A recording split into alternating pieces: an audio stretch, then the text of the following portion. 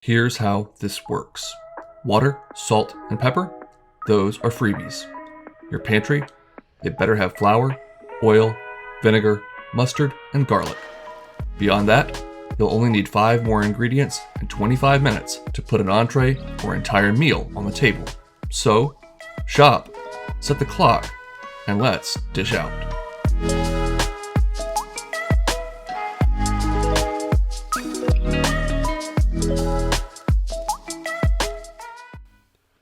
Alright, we'll start off with 1 pound of dry fettuccine pasta, followed by a couple of ears of fresh, sweet yellow or white corn, 1 pound of cherry or grape tomatoes, 4 ounces of goat cheese. This has some herbs in it, but plain goat cheese is fine. And finally, about 8 to 10 leaves of good old fresh basil.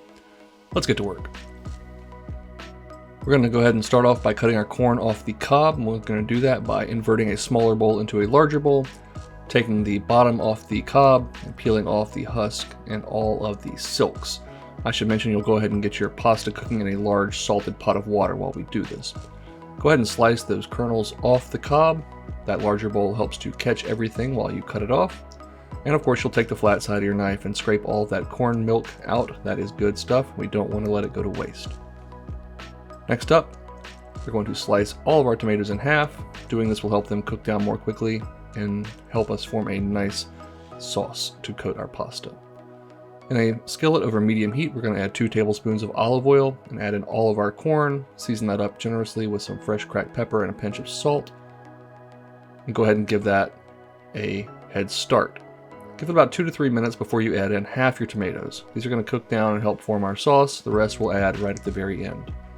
Continue cooking this for 4 to 5 minutes.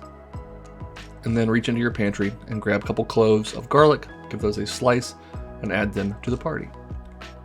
After about 7 to 8 minutes of total cooking time, grab some of your pasta cooking liquid. That stuff is gold. Drain the pasta once it's done and add it to your skillet.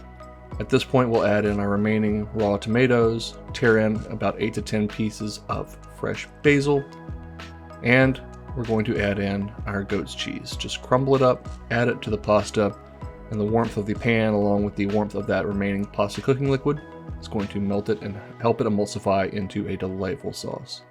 Add more liquid as needed until this comes together into one cohesive dish. That looks just about perfect to me. We'll give this a final taste for salt and pepper and then bowl it up. I like adding a fresh crack of pepper right on top, followed by a chiffonade of basil. We want to make sure we use these ingredients in as many ways as possible. I like to call this fall fettuccine as it uses ingredients that are common during the harvest season, such as tomatoes and corn, but no matter what time of year you make it, you are in for a treat. Those nice blistered softened tomatoes add a nice pop of acidity and brightness. That corn is sweet, the goat cheese is tangy and makes a delightful sauce that coats that pasta just perfectly because of the way we emulsified it with that pasta cooking liquid. Fresh basil has never made anything bad. Hope you'll give this a try, make it your own as I always say. Thanks so much for watching. Subscribe if you haven't already. Get on out of here and go make something delicious.